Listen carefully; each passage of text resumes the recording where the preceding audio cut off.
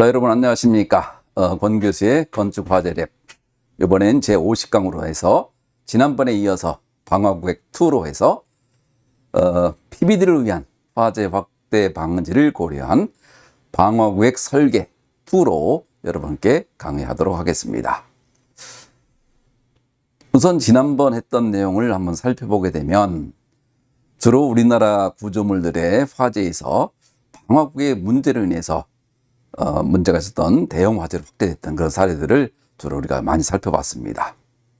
그래서 방화구획 중에서도 각 요소별로 층간인지 아니면 면적인지 아니면 용도인지 아니면 방화물인지 이런 내용들을 많이 했었죠. 자, 이번에는 그런 내용에 이어서 한번 지난번에 있었던 내용을 살펴보면서 좀 더 구체적으로 한번 내용을 살펴보도록 하겠습니다. 또 법 내용도 우리가 간혹적으로 살펴봤지만, 개략적으로 살펴봤지만, 이번에는 좀 더 디테일하게 법 내용도 한번 보려고 합니다. 또 방화물에 대한 내용, 그래서 15년이 이 문제가 돼서 저희가 이제 이 건축물 관리법에 15년으로 제한했던 사례가 되겠습니다. 자, 그리고 기본적인 화재의 진전 단계에 따라 어떤 대책이 필요한가? 결국 구획 화재에서의 방화구획이 필요하다. 이 내용으로 이제 귀착이 되는 거죠. 자, 이런 내용을 우리가 했고, 그리고 결과적으로 또 내장재의 화재 확대를 고려하기 위해서는 화염의 전파 경로, 자, 풀륨 거동을 거쳐서 천정jet에서의 열전도, 또 벽면에서의 열전도를 고려해서 주로 내장재 같은 경우에는 벽면과 천정면에 대한 대책이 중요하고, 물론 바닥도 중요하지만 바닥은 상대적으로 작더라라고 하는 것들을 이 화재 성상별로 나타낸 것이 되겠습니다. 자, 우리나라의 기본적으로 스프링클러 설비들의 이 기준 5가지가 있죠. 그리고 나서 이제 천정유에 걸쳐있지 못한 스프링클러의 작동이 잘 안 됐던 사례들, 이런 내용들로 지난번에 우리가 매듭을 지었습니다. 자, 이번에는 똑같은 내용이지만 한 단계 진전된 방화구획 설계 2로 해서 여러분들에게 방화구획에 대한 기본 개념과 또 법적인 내용을 조금 더 디테일하게 살펴보고, 또 성능적인 설계로 하려고 한다면 어떻게 해야 되는가 라고 하는 하나의 케이스 스터디를 여러분께 강의하도록 하겠습니다. 이번 기회를 통하여 여러분들을 방화구획에 대한 기본 개념이 명확하게 잡혀 있길 바랍니다. 자, 그리고 나서 이제 우리는 연기제어 설계를 하려고 하고, 연기제어 설계 이후에는 소방활동 그리고 유지관리라고 하는 차원을 해서 우리가 성능 설계 수업을 모두 종료하게 됩니다. 끝까지 여러분 잘 쫓아와 주기 바랍니다. 자, 이번 그 50강입니다. 50강에서는 화재의 진전 대책과 진전 상황과 대책을 어떻게 해야 될 것인가, 그리고 두 번째로는 성능 기반 방화구획 설계는 어떻게 해야 되는가. 자, 요 내용은 다른 나라와 비교해서 우리나라 현재 지금 건축법에서는 성능 설계되고 있지 않죠. 주로 이제 소방법에서 성능 설계가 되고 있지만 다른 나라에서는 어떻게 하고 있는가. 또 우리가 공부했던 구획 화재의 화재 지속 시간을 어떻게 계산해 볼 것인가 라고 했던 것을 개구부와 연동시켜서 공부했던 사례가 됩니다. 여러분들 요 내용까지를 여러분이 알아두고 방화구획은 이러한 의미가 있고 성능 기반 설계를 하기 위해서는 어떻게 해야 되는구나 라고 하는 것을 여러분이 감을 잡아놓고 있게 되면 나머지 여러분들이 좀 더 디테일한 것들은 여러분들이 이제 살을 붙여가면서 공부를 해줬으면 좋겠습니다. 자, 우선 방화구획의 목적이 되겠습니다. 연소 확대를 방지하고 화재가 발생한 구조물의 일부로 한정시키고, 이렇게 함으로써 물적 피해를 최소화하면서, 물론 인명 피해와 물적 피해를 최소화하는 거죠. 또한 소방 활동 시에도 소방관들의 안전을 확보하는 것을 목적으로 합니다. 자, 이런 대전제가 있다는 얘기죠. 그리고 화재를 구획한 동시에 연기 확대를 방지하는 방연구획 역할도 우리는 겸하고 있습니다. 우리나라는 아직 방연구획이라고 하는 건축법의 용어조차가 없고 정책도 없습니다. 그러다 보니까 방화구획으로 불로해서 연기도 막는다는 역할도 겸하여 하고 있습니다. 따라서 이런 어떤 방화구획은 인명재산 보호에 매우 효과적이며 소방활동도 용이하게 함으로써 화재가 신속하게 억제되는 이런 어떤 아주 중요한, 아주 화재에서 제일 중요한 내용으로서 방화구획은 건축물 방화 대책의 제일 중요한 기반을 이루고 있습니다. 자, 우리 학교 옆에서 있었던 물류창고 화재도 방화구획이 안 돼 있다 보니까 온 구조물로 화재가 확대돼서 강구조 그 자체가 전부 붕괴됐던 이런 사례가 있었죠. 자, 일정 건물로 한정한다. 매우 중요합니다. 우리 화재가 발생하는 공간은 어쩔 수가 없지만 그 일정 부분 이상으로 번져가지 않도록, 확대되지 않도록 차단시키는 것이 방화구획의 설계의 가장 큰 포인트입니다. 자, 불을 가두고 연기를 가두고 아니면 연기는 다른 데 뽑아내고 그리고 사람을 안전하게 대피시키는 것. 자, 수직과 수평에 대한 개념입니다. 이 개념을 항상 여러분이 머릿속에 넣어두고 그리고 이것을 통하여 평가 혹은 설계 시에 화재 안전 측면에서는 어쩌면 제일 중요하다고 할 수 있는 방화구획에 대한 컨셉을 명확하게 가져주기 바랍니다. 자, 방화구획은 기본적으로 어떤 내와 벽이나 바닥이나 또 이 구획된 쪽으로 또 이 화형 같은 것을 일정 기간 차단하는 문이라든지 셔터 같은 것으로 형성이 됩니다. 자, 그러나 셔터에는 두 가지 성능적 한계가 있습니다.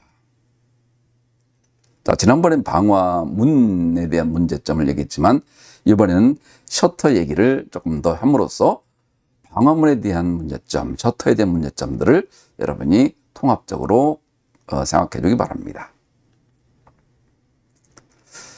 자, 이 방화 셔터에는 기본적으로 차열성이 없어서 모든 것은 그렇다는 것이 아니라 일반적으로는 얘기가 그렇다는 얘기입니다. 일반적으로 차열성이 없어서 인접구획 표면 온도가 상승함으로써 근처에 있는 가연물을 착화시킬 위험성이 매우 높습니다. 자, 우리가 방화구획을 몇 매를 놓아야 될 것인가 라고 하는 것도 우리가 계산했던, 열애이동에서 우리가 계산했던 사례가 있죠. 자, 그 방법 기억하고 있습니까? 자, 그 방법과 같이 기본적으로 계산한다 하더라도 주변에 있는 구조물을 착화시킬 수가 있다. 또 폐쇄시킬 확률을 폐쇄가 실패될, 자, 차단을 시켜야 되는데 차단이 안 될 실패 확률이 매우 높다. 그 실패 확률은 1만에서 P의 N승으로 본다. 폐쇄 확률을 P라고 하고 매수를 N이라고 하면 구획화 실패 확률은 1만에서 P의 N승이다. 여러분 이거 잘 알고 있어야 됩니다. 1만에서 P의 N승. 따라서 셔터 수가 증가할수록 실패 확률은 점점점 높아져 갑니다. 자, 불을 차단해야 되는데, 자, 따라서 방화 셔터를 주로 많이 사용하는 이 물류 창고라든지 아니면 아파트의 일정 구간이라든지, 자, 이런 쪽에서는 방화 셔터로 인한 이 구획 화재에서의 문제점이 상당히 클 것으로 봅니다. 자, 일례로서 이건 한 연구 결과죠. 왼쪽이 이제 폐쇄 한쪽은 매당 0.9 확률이 또 매당 0.8이라고 했을 경우에, 자, 셔터 수가 늘어날수록 개방 확률은 매우 증가하며, 자, P가 0.8인 경우 셔터가 10장이면 반드시 한 장 정도 이 1매 이상은 개방되어 있을 것으로 예상되는 이런 어떤 기본적인 확률도가 이미 연구되고 있습니다. 자, 국내에서도 이런 것들을 좀 더 확률적으로 앞으로 연구가 이루어져야 될 것 보지만, 현재 지금 해외에서 많이 이루어졌던 내용들 보게 되면 대략 1만에서 P의 N승이다. 자, 요 내용으로 여러분들 우리나라에도 한번 적용시켜 볼 예정입니다. 자, 예를 들어서 2매의 폐쇄가 이루어진다고 한다면, 만약에 P가 0.9여도 1층당 폐쇄 확률은 0.9의 제곱이니까 0.81이 돼서 10층 이상의 에스컬레이터 구역에서는 P=0.8인 경우와 거의 같은 수준으로 발전한다. 자, 폐쇄가 되지 않을 확률, 또 총 매수와의 관계. 자, 그러면 우리 구조물에는 총 몇 매수가 있는가? 또 경우에 따라서 노드는 얼마인가? 라고 하는 것들을 또한 앞으로 우리가 철저하게 조사를 해봐야 될 그런 상황이 되겠습니다.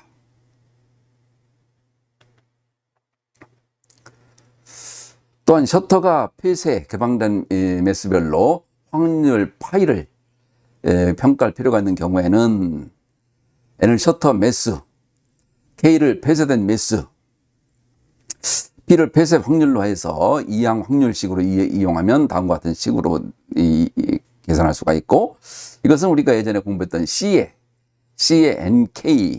NK로 우리가 계산할 수가 있는 거죠.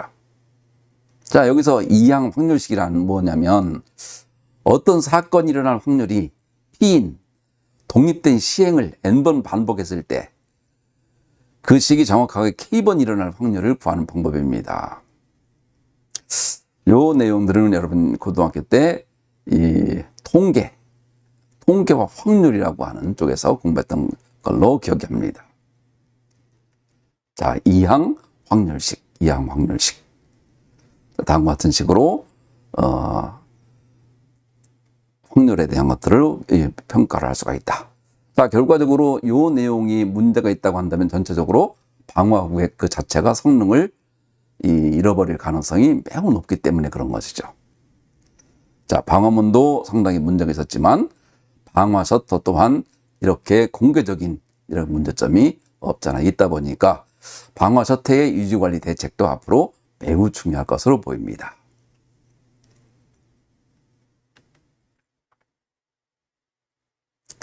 자, 실제 이제 연구했던 사례죠. N이 10이고 P가 0.9일 때 셔터의 폐쇄와 개방 매수별 확률을 나타낸 것으로서 폐쇄 수의 평균은 N 곱하기 P 하면 9장이 되고 9매가 플라이가 되는 거죠. 개방 수의 평균은 1매로 계산되고, 자, 이런 형태로 실제적인 상황을 고려해서 우리 것들에 대한 폐쇄 확률, 또 개방 확률 얼마인가라고 하는 것들.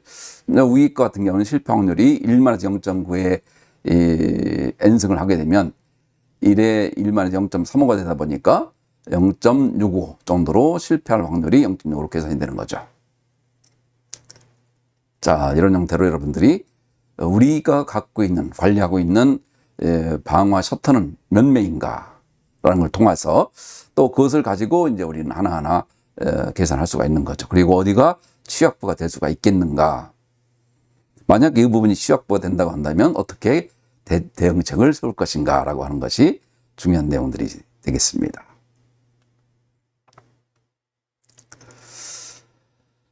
자, 그리고 마찬가지로 이렇게 잘 되지 않다 보면 개방이 된다고 한다면 화재 기류라든지 불티가 통보될 가능성도 매우 높은 거죠.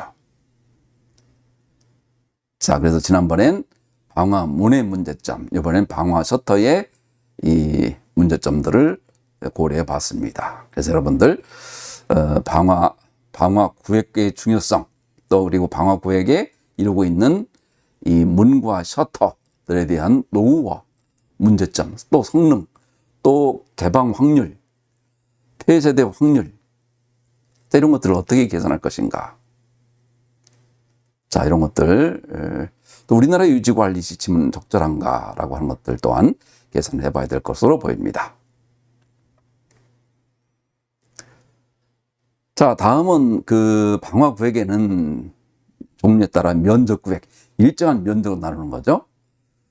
또 다중 용도 구획. 자, 우리 법으로 뭐 예를 들어 1000제곱미터, 또 뭐 3000제곱미터 등등 다중 용도 구획, 층간 구획, 또 수직 관통 구획 여러 가지 대책들이 있습니다.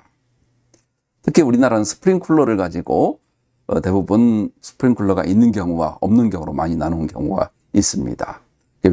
해외에도 마찬가지인데요. 자, 예를 들어서 면적 구획에서 스프링쿨러 시 면적을 2배로 허용하는 규정, 또 미국에서 우리가 유입돼서 어떤 근거는 아직은 불명확하나 캐나다의 스프링쿨러 플래시오버 저감 데이터로 리스크 관점에서 타당성을 추론할 수가 있다고 봅니다.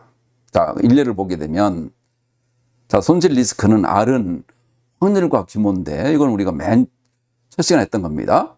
스프링클러가 없는 실과 있는 실 A와 A-의 리스크가 같다고 한다면 다음과 같은 식으로 우리가 계산할 수가 있고요.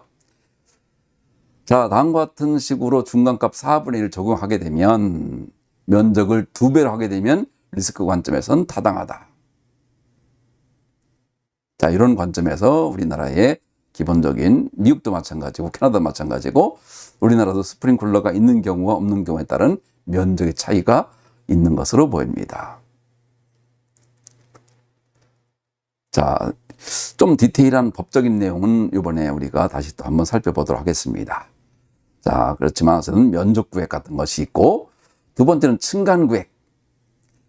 자, 아래층 계급부에서 플래시오버가 돼서 상층부로 확대되는 것을 방지하기 위한 목적인 거죠.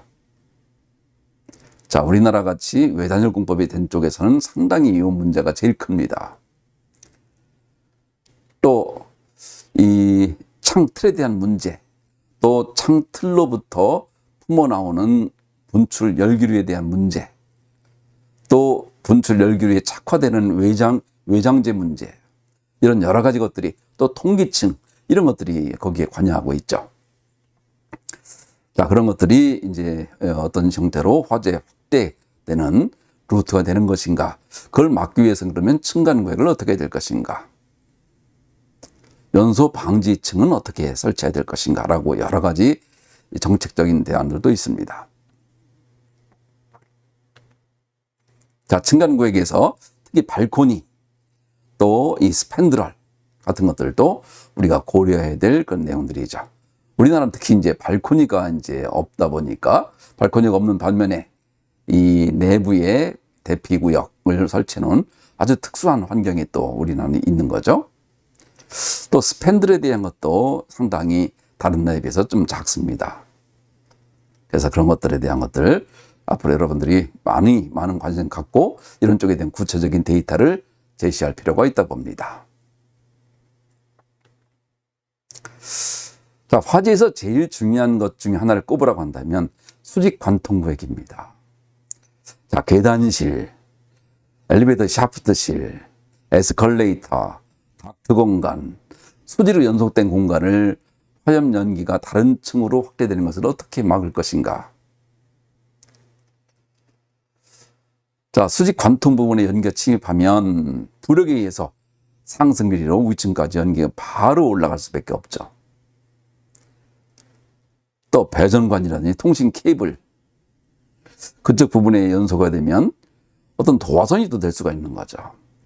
자, 결국은 화재 상황을 모르는 위층으로 연기가 누설돼서 피난상 아주 큰 위험을 초래할 가능성이 높은 아주 제일 위험한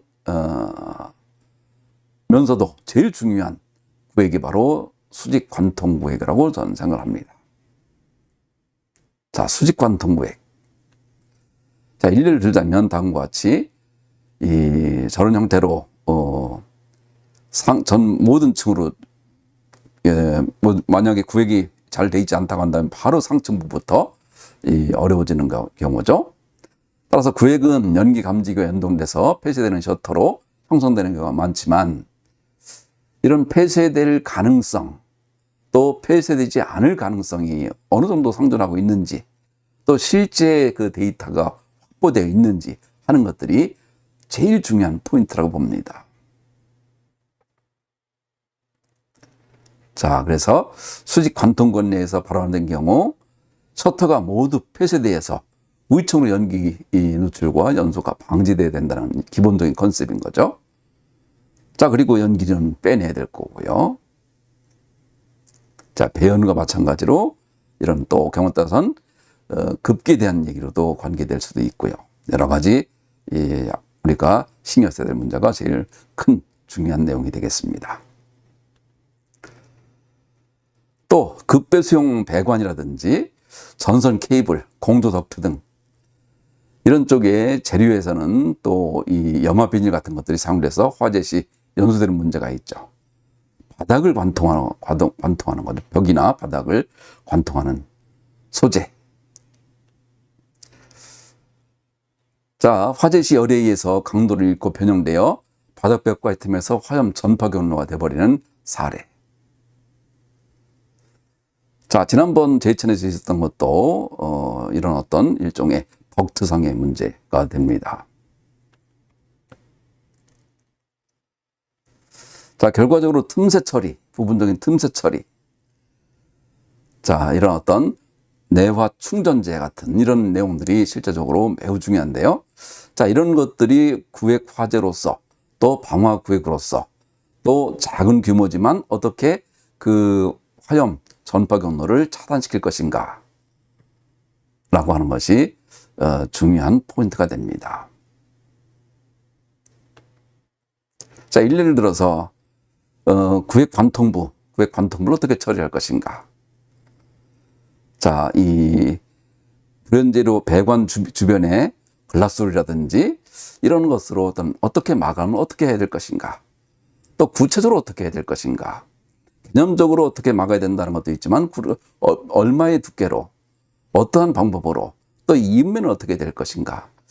자, 이런 디테일한 것들이 앞으로 우리가 연구해야 될 또 기존의 문제점들을 다시 한번 살펴보고 해야 될 아주 중요한 문제로 봅니다. 아주 디테일한 문제들이죠.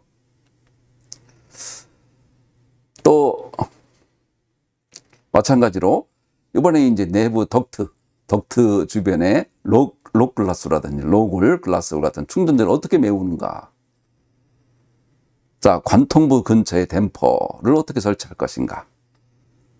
자, 이런 것들이 앞으로 우리가 해야 될, 예를 들어서 요리 담당하는 이 요리 그 관통부가 있죠.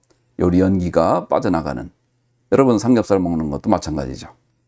자, 그런데도 전부 그 어떤 형태로 어떻게 연기를 빠져나갈 것인가라가 경우에 따라서 그 부분이 결국 유증기 같은 것을 인해서 화재가 오히려 더 커지고 상층부로 확대될 수 있는 가능성이 높은 부위가 되는 거죠.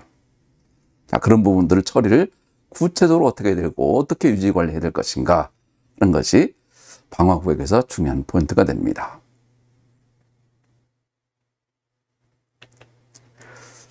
자, 그렇다고 한다면 이 방화구획은 어떤 법으로 어떻게 설치되어 있는가? 자, 건축법 시행령 제46조에 방화구획 등의 설치. 자, 연면적이 1,000제곱미터를 넘는 것은 국토교통부가 정하는 기준에 따라 구조물로 구획해야 된다. 다만 원자력안전법. 자, 이것은 이제 좀 별도다 보니까 이번에는 주로 기본적인 법에 대한 내용만 하겠습니다. 자, 내화 구조로 된 바닥과 벽으로 구획해야 된다. 60분 플러스 방화문, 60분 방화문 또는 자동 방화 셔터. 아까 얘기했죠? 자동 방화 셔터 같은 경우에 이 문제점, 방화문의 문제점, 자, 이런 것들을 우리가 한번 전부 다뤄봤습니다. 자, 그래서 법에는 어떤 내용들이 구체적으로 있는가 하는 것들도 여러분들 디테일하게 바라볼 줄 알아야 되고, 기본적인 내용들이 이미 여러분 컨셉이 돼 있어야 됩니다. 또 주요 구조부라는 의미, 내화 구조, 불연재료. 자, 주요 구조부. 자, 내력벽, 기둥, 바닥, 보, 지붕틀, 주계단, 벽 같은 거. 내화 구조. 불로부터 견뎌야 되는 거죠. 불연재료. 이거 20분간 연소되지 않는 성질을 갖는 재료. 자, 이런 어떤 자, 연면적이 1,000제곱미터가 넘어야만 설치 대상이 된다 하는 내용. 여기 이제 스프링클러의 유무가 또 관계하고 있습니다. 방화구역의 설치와 피난계단의 설치 구조는 엄연히 다르기 때문에 반드시 구분해야 된다. 자, 그래서 기본적으로 이번에는 방화구역을 중심으로 하겠지만 유사한 것이 피난계단의 설치 구조. 여기서도 마찬가지로 구획화가 필요하다 보니까 어찌 보면 약간 중복되지만 방화구역 설치와 피난계단 설치 구조는 엄연히 다르다. 이것을 여러분 알고 있기 바랍니다. 자, 수평수직적 방화구역의 법적 내용. 자, 1962년도에 최초 방화구역이 신설됐고 면적별 방화구역, 층별 방화구역이 없었다. 자, 73년도 층별 방화구역이 신설됐고 또 3층 이상의 모든 층과 지하층은 층마다 구획한다. 자, 77년도 3층 이상의 모든 층과 지하층은 층마다 구획한다. 99년도 2019년 매 층마다 구획한다. 자, 이런 형태로 계속 발전을 하고 오고 있다. 자, 이 내용들이 뭐 강화시키는 것이 발전해 오는 건 아니겠지만 일단은 계속 사건들에 의해서 계속 강화되어 오고 있다. 자, 이 내용들도 여러분 알고 있기 바랍니다. 또 수평적 구획은 스프링쿨러, 바닥 면적이 얼마인지, 바닥 면적이 3천인지, 또 11층 이상인지 10층 이하인지, 수익적 구획과 구획 방법은 어떻게 한다라고 하는 것들이 전부 법으로 명시되어 있습니다. 결국은 스프링쿨러의 유무, 10층 이하인지 11층 이상인지, 자, 수평, 수직, 또 구획은 어떻게 한다는 것들이 구체적으로 법에 명시되어 있다. 무슨 법? 건축법이 되겠죠. 또 자동식 소화 설비를 설치하지 않은 경우, 설치한 경우는 어떻게 다를까? 자, 이런 것들이 구체적으로 명번화되어 있습니다. 반면에 대규모 물류 창고 같은 것들은 방화구역을 아예 적용하지 않거나 사용에 지장 없는 범위에서 완화돼서 적용할 수 있다. 이 내용이 엄청나게 필요한 내용이긴 하지만 왜죠? 창고다 보니까 각종 차량이라든지 이런 것들이 원활하게 달리려고 하다 보니까 방화구역이 있으면 굉장히 힘들겠죠. 그렇지만 이런 방화구역이 없다 보니 한 번 화재로 인해서 모든 구조물이 붕괴되는 이런 어처구니 없는 상황도 우리나라에서 많이 발생하고 있습니다. 지속적으로 2주 정도를 타버리는 사례죠. 2주 정도. 반면에 이제 방화구역 완화 부분에는 설비, 설치 기준이 정해져 있다. 그렇지만 제 생각에는 물류창고 같은 경우에서는 화재 위험성이 매우 높다 보니까 특히 층간 방화구역, 또 단열 문제, 또 방화물 문제, 주로 방화 셔터죠. 셔터의 미차단 문제, 또 노후화 문제, 화재로 인한 압력 문제, 이런 것들이 전부 결부돼서 그런 것들을 실제 조사를 하고 또 그에 대한 연구가 절대적으로 필요하지만 아직 국내에서는 그런 전면적인 연구가 되고 있지 않은 것 같습니다. 앞으로 여러분들도 이런 쪽에 많은 관심 갖고 있길 바랍니다. 또 방화물에 대한 것들도 60분 이상인지 60분 또 30분인지 이런 것들이 전부 명분화되어 있다. 자, 지난번에 우리가 한번 방화물에 대한 것도 한번 했었죠. 방화물의 법령, 또 어떤 성능을 갖고 있어야 되는가, 전부 이런 것들이 법으로 정해져 있다. 또 방화물에 설치되는 방화핀이라는 것도 이 풍압에 대한 저항 높여주고 문이 틀어지거나 뒤틀림을 방전 역할을 한다. 자, 이런 것들도 어떻게 되고 있는가라고 하는 것들도 여러분 참고적으로 부수적인 그 내용들도 매우 중요합니다. 이런 것들도 관계하고 있다라고 하는 것을 알고 있기 바랍니다. 자, 지금까지 있었던 방화 셔터. 자, 방화구역을 할 수 없는 어떤 구조라면 그 대안으로 자동 방화 셔터를 쓰는 게 매우 효과적이죠. 그렇지만 피난에는 오히려 장애가 되는 문제도 없지 않아 있었다. 방화 셔터. 또 설치 기준이 많이 달라지다 보니까 자, 이런 것들의 설치 기준에 대한 것들도 여러분들 어떤 형태로 방화 셔터가 발전해 왔는가라고 하는 것들도 여러분 알고 있길 바랍니다. 자, 특별 피난 계단 출입문의 설치 여부 검토. 자, 방화문과 자동 방화 셔터는 자, 피난 계단 출입문이라든지 특별 피난 계단에는 기본적으로 자동 방화 셔터는 불가능하다. 자, 이런 내용들도 여러분 잘 알고 있어야 됩니다. 방화문과 자동 방화 셔터가 거의 비슷하다고 해서 전부 동일하게 사용할 수는 없다. 또한 피난 계단의 출입문과 방화 구역의 설치 구분에서 방화문은 전부 가능하지만 자동 방화 셔터는 불가능한 데가 상당히 많이 있다. 비교해야 된다 이거죠. 자, 댐퍼 아주 중요한 부분 중에 하나죠. 방화구역을 통과하는 덕트의 내부에 화재가 일어났을 때 불꽃이나 연기를 차단하는 그런 장치가 되는 거죠. 연기의 발생 또는 온도의 상승에서 자동적으로 닫힐 수 있도록 규정되어 있는 사례가 많습니다. 파이어 댐퍼. 법 내용을 보게 되면 방화구역의 설치 기준 2항 제3호에 보게 되면 방화구역을 관통하는 경우에는 그 관통 부분 또는 이에 근접한 부분의 다음 항목에 필요한 적합한 댐퍼를 설치할 것이라고 되어 있습니다. 자, 불꽃을 감지해서 연기 또는 불꽃을 감지해서 자동적으로 닫히는 구조가 될 것. 자, 주방 같은 경우 아까도 얘기했던 마찬가지로 주방 같은 경우. 자, 이런 건 댐퍼도 어떤 성능을 규정해야 되는가라고 하는 것이 다음과 같이 여러 차례 발전돼 왔고 또 그에 따른 기본적 성능 규정들이 다음과 같이 규정되어 있습니다. 이런 규정들도 여러분들 잘 참조하여 보기 바랍니다.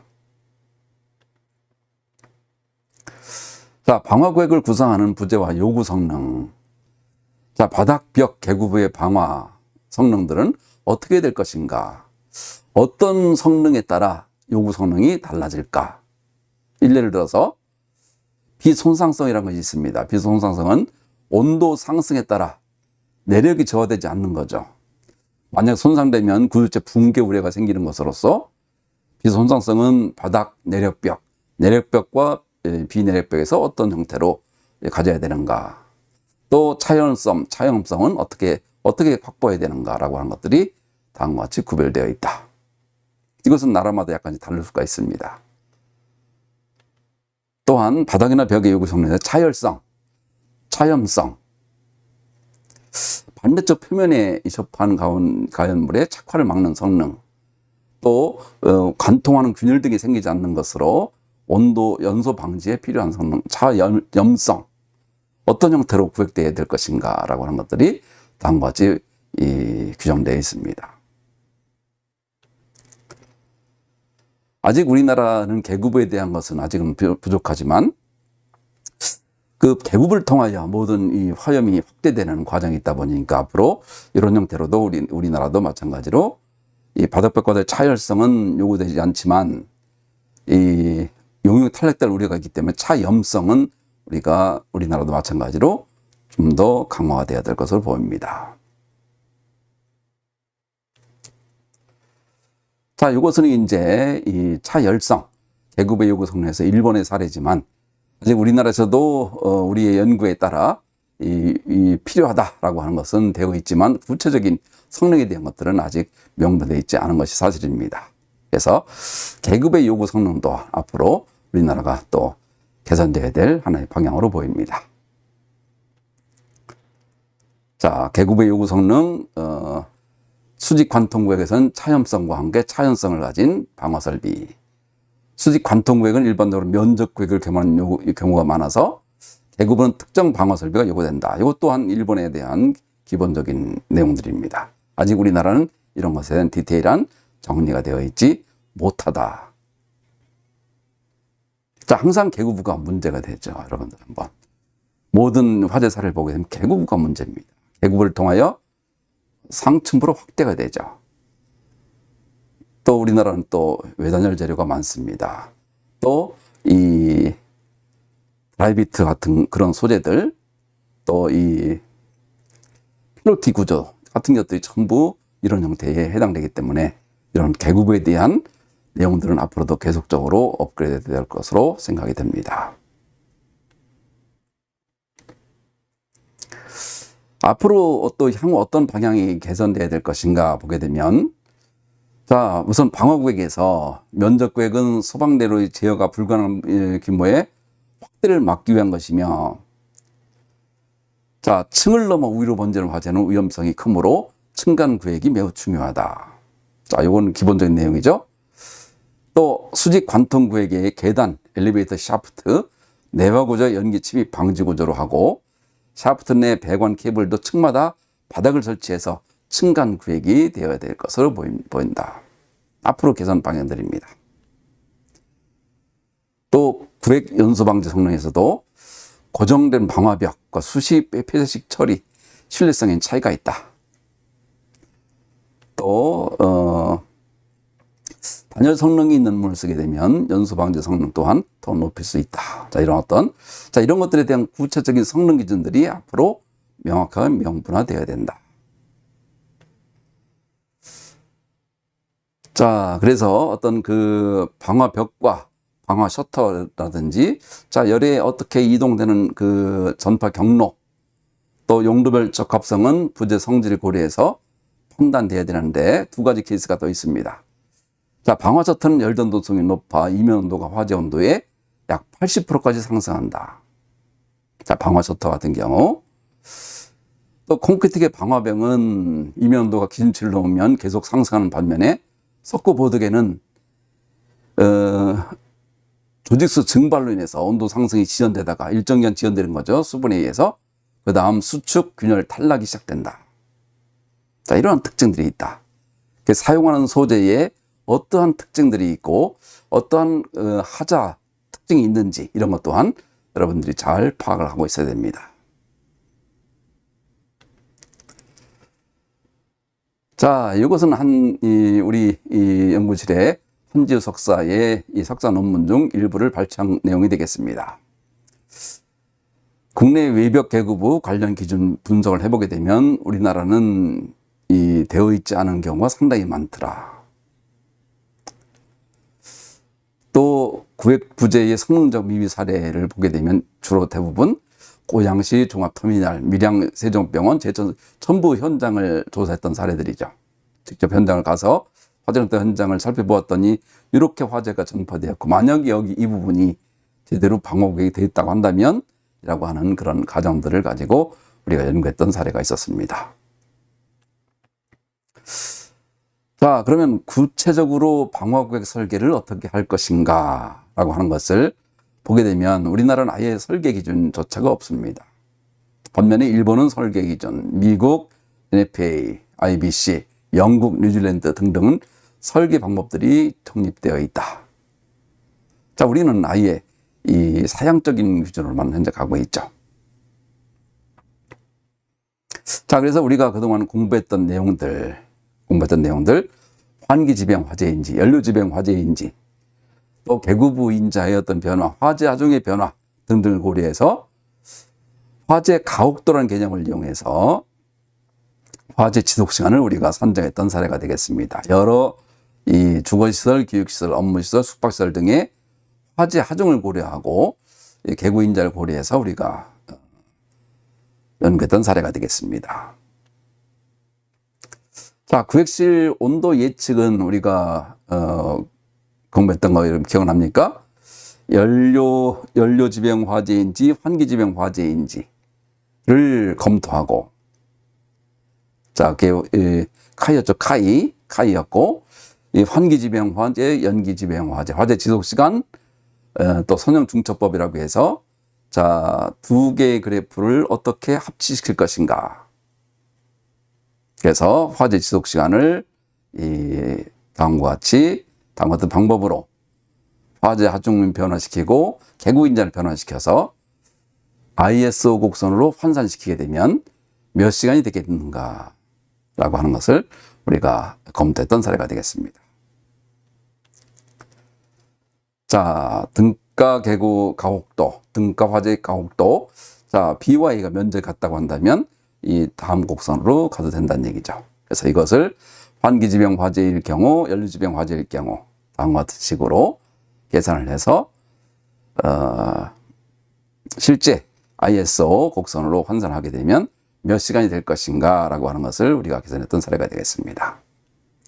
그랬더니 내화 시간이 부족하다. 결국 방화 성능이 더욱 필요하다라고 하는 용도들이 업무시설과 숙박시설 같은 것이 더욱더 필요하다.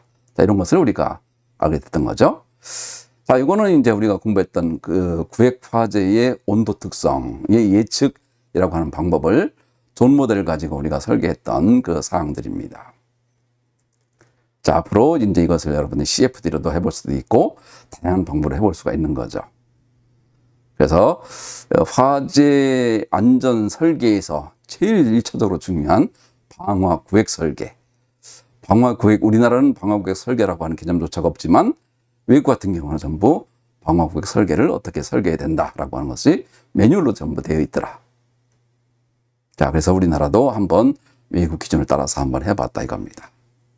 자, 그래서 여러분들 이런 형태로 여러분들이 한번 계산해보고, 여러분이 현재 지금 실제 1시간, 2시간, 경우에 따라서 1시간, 그럼 1시간으로 충분할 것인가? 자, 물류창고 같은 경우는 그 많은 가연물이 과연 지금의 현행 기준인 1시간, 2시간으로 가능하겠는가? 자, 이런 것들이 이제 앞으로 우리가 실제 계산하고 실증적인 실험을 해볼 차례가 있는 거죠. 자, 이런 내용을 토대로 해서 우리는 다음과 같이 결론을 내리고자 합니다. 우선 방화 셔터는 이항 확률식을 이용하여 기본적으로 폐쇄될 확률, 또 개방될 확률을 계산할 수 있다. 또한 이 건물 연소 확대 방지에는 다양한 방화 구획 기준들이 있고, 이 내용에는 특히 수직 관통 구획, 그리고 이 배관의 관통 구획, 또 내부 이 덕트 같은 방화 구획 관통부 조치를 어떻게 해야 될 것인가, 이런 것들이 매우 중요하다. 우리나라는 현재 지금 층수와 또 이 스프링클러 설치 유무와 또 그리고 수평적, 수직적으로 전부 나눠져 있고, 연도에 따라 우리는 달라지고 개선되고 오고 있고, 특히 또 스프링클러가 설치되어 있는 경우 층수마다 설치되어 있지 않은 경우에 대해서 각각 비교해서 우리나라는 주로 나타나고 있고, 이런 것들은 주로 캐나다의 리스크 분석 방법에 의한 것으로 생각이 됩니다. 또 우리나라는 아직 그 성능 기반 방화구획 설계라고 하는 것이 되어 있지 않지만, 기본적으로 화재 지속 시간을 어떻게 산정할 것인가 라고 하는 방법으로 우리가 계산해 오고 있다. 자, 이런 내용을 가지고 우리가 다음과 같이 화재 하중과 해구 인자를 변화시켜서 등가 화재 가혹도 개념을 이용하여 ISO 곡선으로 환산을 하고, 그래서 그 결과를 가지고 실제 방화 구획 시간과 비교해본 결과 상당히 부족한 것도 많이 알게 됐다는 얘기죠. 자, 연료지병 화재인지 환기지병 화재인지. 자, 이런 내용들을 토대로 이제 우리가 방화 구획에 대한 기본적인 컨셉을 지난번 주로 화재 사례들, 1차적인 사례들, 이번에는 이제 법적인 내용과 설계에 대한 내용까지 우리가 살펴봤습니다. 자, 이제 앞으로는 이제 연기제어 설계. 또 연기제어 설계도 매우 중요하죠. 그래서 연기제어 설계로 2번 혹은 3번 정도, 그리고 소방 활동과 또 유지 관리라는 측면으로 1번 정도, 한 2-3번 정도 더 해서 마무리하려고 합니다. 여러분들 끝까지 잘 따라와 주기 바랍니다. 자, 이것으로 50강 PBD를 고려한 화재 확대 방지를 고려한 이 방화 구획 설계, 이 내용을 모두 마치도록 하겠습니다. 수고했습니다.